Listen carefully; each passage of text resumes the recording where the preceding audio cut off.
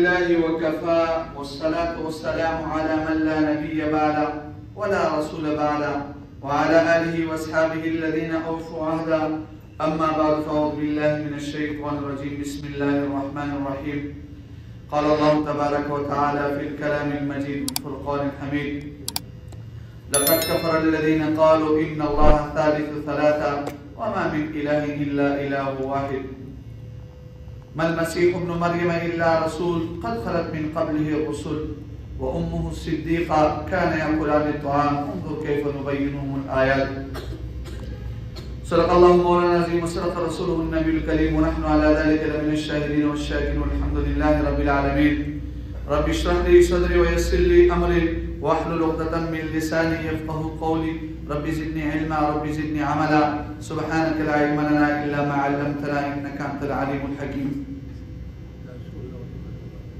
میرے واجب الاحترام قابل قدردان حاضرین و سامعین حضرات، آپ کے سامنے میں نے قرآن مجید فرقان حمید کی چند آیات مبارکہ تلاوت فرمائی ہے۔ آج کا جو موضوع ہے ان آیات کے پیش نظر وہ یہ ہے کہ عیسائی کیسے گمراہ ہوئے، چونکہ یہ دسمبر کا مہینہ ہے 2023 29 دسمبر، تو 25 دسمبر کو جو عیسائی عید مناتے ہیں اس کے حوالے سے کہ عیسائی کیسے گمراہ ہوئے۔ محمد مصطفیٰ احمد مجتبیٰ سرکار عالم حضرت محمد صلی اللہ علیہ وسلم کی پیدائش سے 570 سال پہلے حضرت عیسیٰ علیہ السلام بیت اللحم میں پیدا ہوئے، اور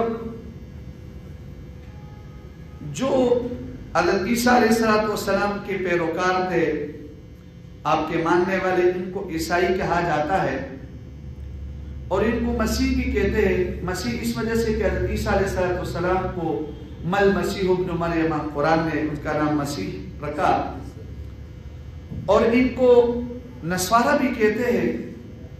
نصارہ اس وجہ سے کہتے ہیں کہ حضرت عیسیٰ علیہ السلام کی پرورش مقام ناصرہ میں ہوا تھا، اس لیے ان کو نصارہ کہتے ہیں، اور ان کو اہل کتاب بھی کہتے ہیں۔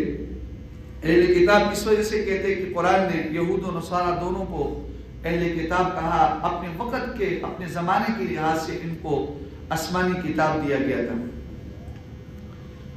عیسیٰ علیہ السلام کے آسمانوں پر اٹھائے جانے کے بعد 80 سال تک یہ لوگ عیسائیت پر قائم تھے، اپنے دین پر، اسلام پر جو ان کا دین تھا یہ حق پر تھے، اور انہوں نے گڑبڑ شروع نہیں کیا تھا۔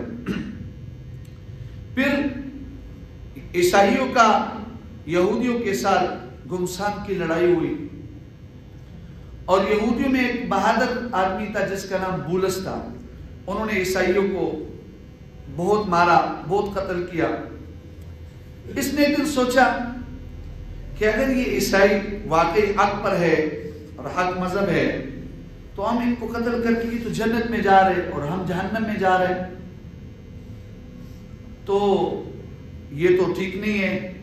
تو انہوں نے کچھ اور سوچا اور غلط سوچا، اور کہ ان کو بھی اپنے ساتھ جہنم میں کیوں نہ لے کے جائیں۔ چنانچہ بولس نے اپنے گھوڑے کے کانچے کاٹے اور آواز دیا، اپنے سر پر مٹی ڈالنے لگا اور چیخ رہا تھا، چلا رہا تھا، اور کہہ رہا تھا کہ میں توبہ کر رہا تھا۔ آسمان سے آواز آئی کہ تیرا توبہ قبول نہیں ہے، یہاں تک کہ تو عیسائیت قبول کر۔ چنانچہ عیسائی لوگ جمع ہو گئے، ان کو کہنے لگے تم کون ہو، کیا چاہتے ہو؟ تو وہ کہنے لگا کہ میں بولس ہوں، تمہارا سب سے بڑا دشمن، اور میں عیسائیت قبول کرنا چاہتا ہوں، لیکن میرے توبہ قبول نہیں ہو رہی۔ انہوں نے اس کو اپنے گرجا گھر میں داخل کیا، اور 1 سال تک وہ گرجا گھر میں عبادت کرتا رہا، اور گرجا گھر سے نکلا نہیں، جو عیسائیوں کو عبادت خانہ ہے۔ 1 سال کے بعد وہ نکلا، اور اس نے آواز لگائی کہ میری غیب سے آواز آئی، آسمانوں سے آواز آئی کہ تیری توبہ قبول ہو گئی۔ یہ پھر بیت المقدس آیا، اور وہاں پر نستورہ نامی ایک بہت بڑا راہب تھا، اور اس کو عیسائیوں کا بڑا عالم تھا، اس کو اپنا شاگرد بنایا، اور اس کو یہ پٹی پڑھائی کہ اصل میں 3 خدا ہے. لَقَدْ كَفَرَ الَّذِينَ قَالُوا إِنَّ اللَّهَ ثَالِثُ ثَلَاثَةٍ. ایک اللہ رب العزت، ایک عیسیٰ علیہ السلام اور ایک مریم. بعض روایت کے اندر جبرائیل ہے مریم کی جگہ، جس کو اقنوم ثلاثہ کہتے کہ خدا 3 ہے، اور اس کو سبق پڑھایا. پھر یہ جا کر روم میں یعقوب نامی ایک راہب سے ملا اور اس کو اپنا شاگرد بنایا اور اس کو پٹی پڑھایا اور اس کو کہا کہ عیسیٰ علیہ السلام نہ انس سے نہ جن سے بلکہ خدا کے بیٹے ہیں. نعوذ باللہ من ذالک. پھر یہ ملکان ایک بہت بڑے راہب تھے، اس کے پاس گئے اور اس کو کہا کہ اصل میں عیسیٰ علیہ السلام ہی خدا ہے. یہ 3 شاگرد بنائے مختلف جگہوں پر، اور بڑے بڑے راہب تھے. پھر اس نے ایک آواز لگائی اور ہر ایک شاگرد کو کہا، پہلے سمجھایا کہ میرے مرنے کے بعد تم نے میرے دین کا، میرے عقیدے کا چرچا کرنا ہے، اپنے عقیدے کا چرچا کرنا ہے، لوگوں کو اس کی اتباع پر ابھارنا ہے. پھر اس نے ایک آواز لگائی، پوری دنیا کو، لوگوں کو جمع کیا اور کہنے لگے کہ عیسیٰ علیہ السلام مجھے خواب میں آئے تھے اور مجھے کہا کہ تو اپنی قربانی دے اور اپنے آپ کو ذبح کر، تو ابھی قبول ہو گیا اور تیری توبہ قبول ہوگی. چنانچہ سب لوگوں کو جمع کیا اور اپنے آپ کو ذبح کر دیا. ایک ایک شاگرد کے پاس گیا، پہلے اس کو سمجھایا میں قربانی دے رہا ہوں، عیسیٰ علیہ السلام مجھے خواب میں آئے تھے کہ اپنے آپ کو ذبح کرو، لیکن میرے مرنے کے بعد میرے دین کا چرچا کرنا. چنانچہ یہ یہودی بولس نامی آدمی اپنے آپ کو ذبح کرتا ہے. پھر اس کے 3 دن کے بعد نستور نامی آدمی اس کی عقیدے کا پرچار کرتا ہے کہ نعوذ باللہ 3 خدا ہے، اور ایک فرقہ بنتا ہے نستوریہ نام سے.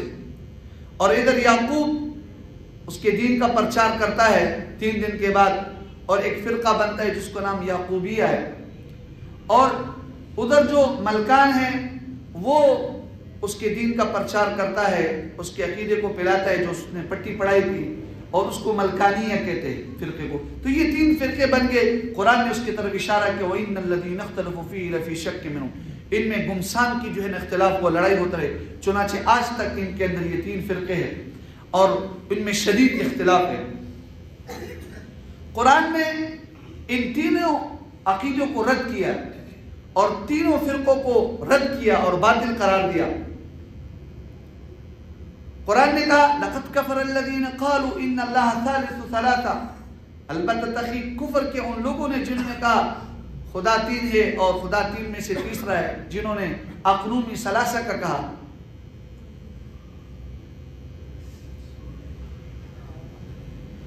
اب اگر ان سے پوچھا جائے کہ خدا 3 میں سے تیسرا کیسے، یہ کہتے ہیں کہ 3 ایک ہے اور ایک 3 ہے. 3 ایک ہے اور ایک 3 ہے.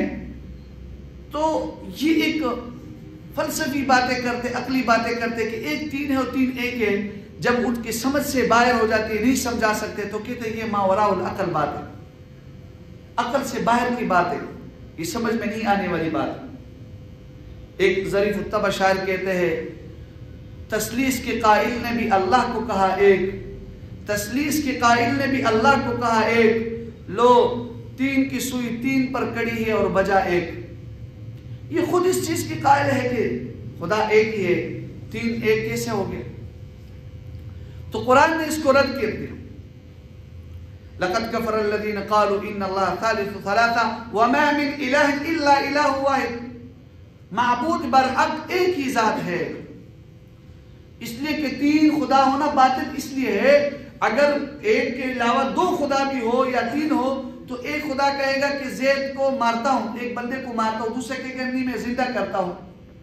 اگر دوسرا ایک وہ اس پہ قادر ہوتا ہے تو ایک بندہ زندہ بھی ہو مر بھی جائے، یہ ہو ہی نہیں سکتے. اگر وہ دوسرا قادر نہیں ہوگا تو پھر وہ خدا کیسے ہوا؟ اگر وہ قادر ہو گیا تو پہلے خدا نہیں ہو سکتے. ایک خدا کہے گا کہ میں زید کو جو ہے نا بھوکا مارتا ہوں، ایک کہے گا نہیں میں زید کو جو ہے نا کھلاتا ہوں. ایک کہتے ہیں میں اس کو سلاتا ہوں، ایک کہتے ہیں میں جگاتا ہوں، تو پھر کائنات کا نظام درہم برہم ہو جائے گا۔ لو کان فیہما آلہۃ الا اللہ لفسدتا، اگر اللہ کے علاوہ ایک معبود برحق کے علاوہ کوئی اور معبود کائنات کے اندر ہوتا تو کائنات کا نظام درہم برہم ہو جاتا۔ لہذا کائنات کا نظام درہم برہم نہیں ہے، معلوم یہ ہوتا ہے کہ معبود برحق ایک اللہ کی ذات ہے۔ انہوں نے کہا کہ عیسیٰ علیہ السلام خدا ہے اور مریم بھی خدا ہے۔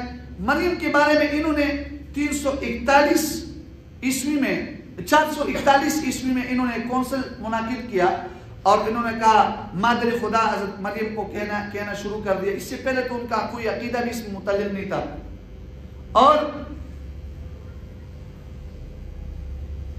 انہوں نے ان کی پرستش شروع کر دی۔ پھر ان کا سب سے بڑا دیوتا بن گیا مریم۔ عیسائیوں نے عیسیٰ علیہ السلام کو خدا اس لیے کہا، کہتے کہ یہ بغیر باپ کے پیدا ہو۔ اگر عیسیٰ علیہ السلام بغیر باپ کے پیدا ہوگے اور یہ خدائی کی دلیل ہے تو پھر آدم علیہ السلام بھی تو بغیر باپ کے پیدا ہوئے، کیا اس کو بھی تم خدا کہو گے؟ بغیر باپ کے پیدا ہونا یہ تو قادر مطلق ہونے کی دلیل ہے کہ اللہ پاک قادر ہے اس بات پر کہ جو باپ کے ساتھ پیدا کر سکتے، ماں باپ کے ساتھ، تو بغیر باپ کے بھی پیدا کر سکتے۔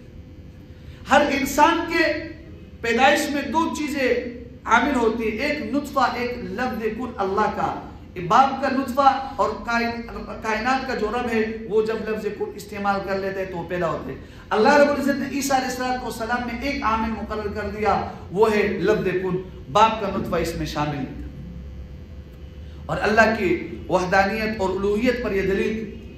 پھر وہ کہتے ہیں کہ عیسیٰ علیہ السلام کے پاس معجزات ہیں، مردے کو زندہ کرتے، بادرزاد اندھا کو ٹھیک کرتے، اور اس کے پاس بڑے معجزات ہیں، آسمان سے دسترخوان اترتا اور اس میں ہر قسم کے کانے تھے۔ تو اس کے جواب یہ ہے کہ اگر معجزہ الوہیت کی دلیل ہے تو پھر معجزہ حضرت موسیٰ علیہ السلام کے پاس بھی تھا، اس کے ہاتھ میں عصا اژدہا بن جاتا اور اژدہا کو پکڑتے تو عصا بن جاتا، ہاتھ کو نکالتے بغل سے تو ید بیضا ہوتا۔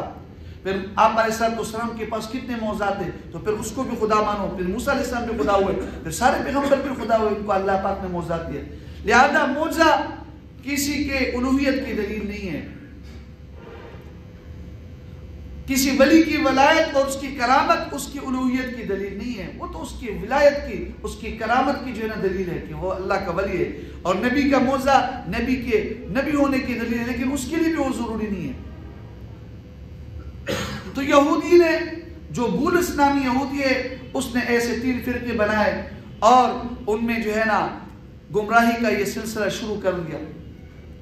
یہ یہودی اتنے غلیظ انسان ہیں کہ اس وقت بھی اس طرح کرتے تھے اور آج بھی ایسے کر رہے ہیں، اور اپنے آپ کو جہنم کے اندر گراتے ہیں لیکن دوسرے انسانوں کو گمراہ کرتے ہیں۔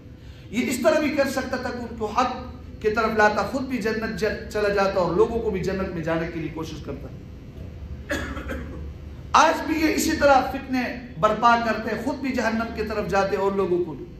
اور میری یہ 38 سالہ زندگی میں نے یہودیوں کے متعلق جو دیکھا اور ان کے متعلق جو سنا، وہ انسان کو بدترین انسانیت میں لاتے، بلکہ انسان کو انسان کے درجے سے نکال کر حیوانیت کے درجے میں لاتے، اس کو بے حیائی، فحاشی اور یعنی بد اخلاقی، سوء اخلاقی کی طرف لے کر آتے ہیں۔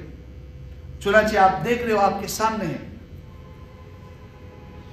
اور یہودیت میں اسی طرح عیسائی ان کے تابع ہو کر وہ بھی اس طرح کوشش کر رہے ہیں، اور آیا روز اس کوشش میں لگے ہوئے کہ کسی طرح انسانیت کو گمراہ کریں۔